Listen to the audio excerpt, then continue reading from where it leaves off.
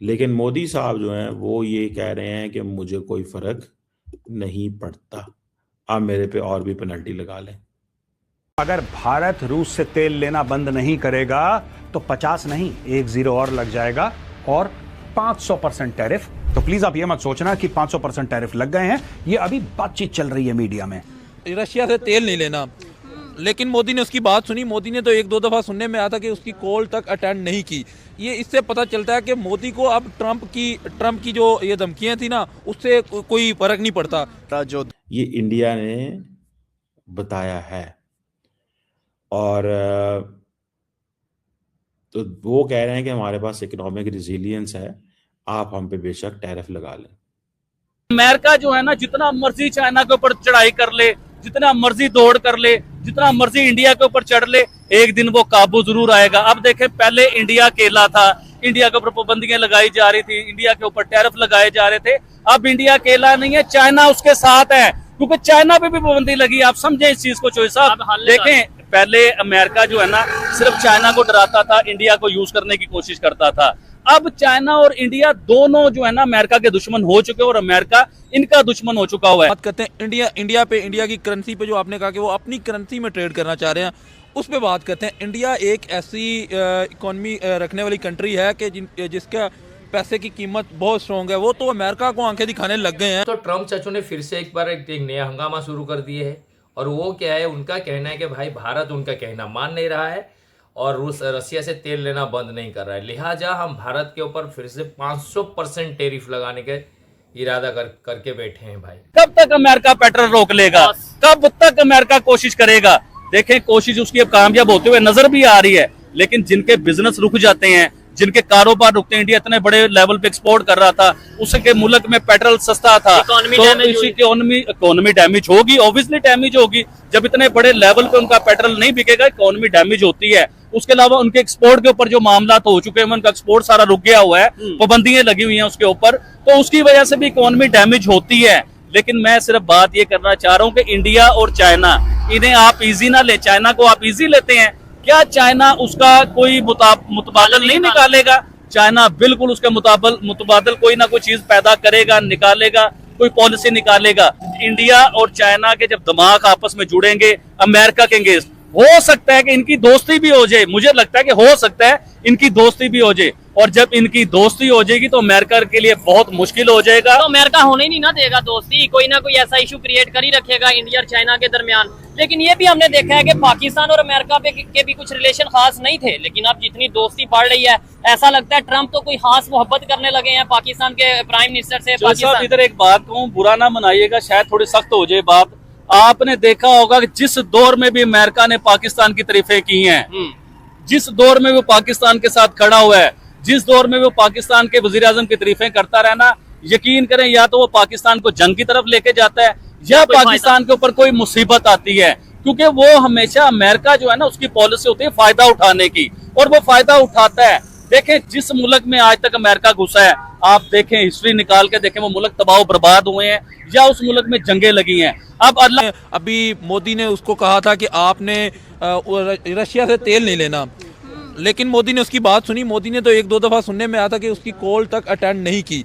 ये इससे पता चलता है कि मोदी को अब ट्रंप की जो ये धमकियां थी ना, उससे कोई फर्क नहीं पड़ता, क्योंकि जब आप डॉलर को एक साइड लाइन करने लग जाएंगे ना, तो अमेरिका को अपनी पड़ जाएगी कि भाई ये हमें साइड लाइन करने लग गए हैं। हम दुनिया ताकत रखने वाला मुल्क है, सबसे ज़्यादा ताकत रखने वाला मुल्क है, तो अगर कोई शख्स हमें साइड पे करेगा तो अमेरिका तो ये चीज़ बर्दाश्त बिल्कुल नहीं करता। अगर अमेरिका भी इस चीज़ को चुप करके बर्दाश्त कर रहा है, तो आप ये सोचें कि इंडिया इस वक्त कहाँ पे, किस मुकाम पे खड़ा हुआ है। आप दूसरी तरफ पाकिस्तान को देख लेना, पाकिस्तान क्यों नहीं ट्रेड करता? क्योंकि हमारे यहाँ के जो हालात है वो इतने अच्छे नहीं है कि हम अपने ही पैसे पूरे कर सके, तो हम दूसरे कंट्री के साथ क्या ट्रेड करेंगे। दूसरी बात इंडिया पे दोबारा करता हूँ मैं कि इंडिया क्यों कर रहा है। इंडिया में देखें, इंडिया का जो वज़ीर आज़म है ना, उनका क्या नाम, नरेंद्र मोदी, वो अपनी आवाम का फायदा देखता है। ये नहीं देखता कि भाई दूसरे मुल्क क्या सोचेंगे, क्या बोलेंगे। उसको जहाँ पे अपनी आवाम का फायदा, जहाँ पे इंडिया का फायदा होता हुआ नजर आएगा, वो जाएगा। चाहे वो हमारे पड़ोसी मुल्क है, हमारे उनके साथ ताल्लुकात अच्छे नहीं हैं, लेकिन जो चीज़ वो अच्छी कर रहे हैं उनके बारे में कहो। अगर मोदी को जहाँ पे अपने मुल्क का फ़ायदा दिखेगा, जहाँ पे उसको दिखेगा कि भाई इनके पेट्रोल इनको सस्ता मिल रहा है। अब यहाँ पे उनको पेट्रोल सस्ता मिल रहा था रशिया से, क्यों जाके ट्रेड कर ली? क्योंकि अवाम का फ़ायदा था। अवाम को जब पेट्रोल सस्ता मिलेगा हुकूमत को, वो अवाम को भी सस्ता देंगे, उनकी अवाम भी खुश होगी, इसमें उनका फ़ायदा है।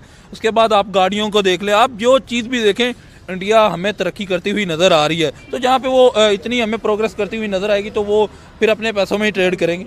आपको क्या लगता है कि इंडिया की जो करेंसी है इंडियन रुपीस की निस्बत पाकिस्तानी रुपीस गैर मुस्तहकम क्यों है?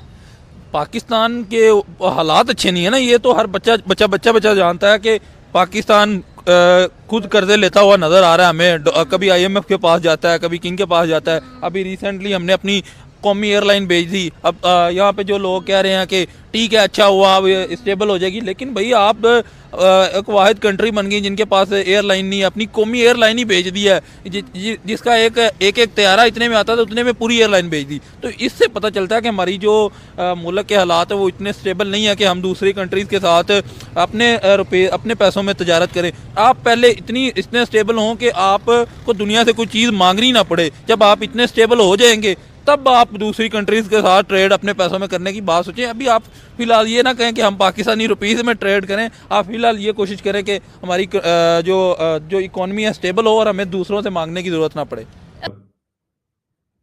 तो वो कह रहे हैं कि हमारे पास इकोनॉमिक रिजिलियंस है, आप हम पे बेशक टैरिफ लगा लें। अमेरिकन टैरिफ क्या नाकाम हो गई हैं इस वजह से क्योंकि वो ये समझते हैं कि ये सिर्फ टैरिफ अमेरिका की तरफ से आई हैं? That is the only reason. अगर ये बाकी यूरोपियन पार्टनर्स तो फ्री ट्रेड एग्रीमेंट कर रहे हैं ना। अब इकॉनमी $4 ट्रिलियन की बन गई है, गो के इसमें से एक्सपर्ट्स ये कह रहे हैं कि 58% of all that economy is a domestic consumption. Trump चाचा का दिमाग कब से खराब है? ये ऑपरेशन सिंदूर का टाइम से हो रहा है भाई। इससे पहले इंडिया USA के रिलेशंस बहुत अच्छे थे, बड़े बड़े ट्रेड हो रहे थे। यहाँ तक कि जो मोदी जी गए थे USA के विजिट में, भाई ट्रम्प भाई साहब खुद कुर्सियाँ पीछे करके मोदी जी को बैठने के लिए बोले थे, आप बैठिए मैं कुर्सी पकड़ के खड़ा हूँ। अब अचानक ऐसा हो गया ऑपरेशन सिंदूर। उसके बाद ट्रम्प चाचू ने एक अनाउंस कर दिया दुनिया के सामने कि हमने सीज फायर कराया है इंडिया और पाकिस्तान के बीच में, जिसको भारतीय सरकार बिल्कुल डिनाई कर दिया भाई कि नहीं इनका कोई रोल नहीं है। भाई मोदी जी का सरकार ने बोल दिया। बस ये चीज़ बुरी लग गई ट्रम्प बाबा को। ट्रम्प बाबा 3-4 बार और बोले पब्लिक में आके, और 3-4 बार इंडिया ने इस सारी चीज़ को रिफ्यूज कर दिया कि ऐसा कोई बात था ही नहीं भाई। इससे हो गए भाई ट्रम्प नाराज, क्योंकि उनका जो प्लान था रशिया और यूक्रेन का जंग को रुकवाने का, वो इसमें इंडिया भाई रास्ते में बीच में आ रहा था। इंडिया का कहना है, हमारा देश की सरकार का, कि तुम्हारा जो मसला है तुम्हारा समझो, हमारे डील जो ही चल रहा है रशिया के साथ, हम जो तेल वगैरह ले रहे हो तो हम लेते के ही रहेंगे। और आज तक रशिया से तेल लिया ही जा रहा है, इंडिया सरकार ले रही है। यहाँ पे USA गवर्नमेंट को ये परेशानी हो रही है कि सब लोग डर गए, लेकिन चाइना और इंडिया नहीं मान रहे भाई उसकी बात। मतलब जो एक बादशाह था USA का वो कम हो गया। अब इंडिया खुल के सामने आके खेल रहा है, चाइना पहले से खेल रहा था। तो ये सारी चीज़ों से ना ट्रम्प चाचा एकदम चिड़े हो गए, टेंशन में बैठा है बुढ़ा कि क्या हो रहा है, मेरी बात कोई ये दोनों सुन नहीं रहे भाई, मान ही नहीं रहे को तैयार नहीं है। रिसेंटली खबर आ गया अभी फिर कल कि इंडिया का GDP ग्रोथ 7% समथिंग में से चला गया है, 2026 में चलेगा। अभी से तो ट्रम्प चाचू और भी टेंशन में हो गए भाई।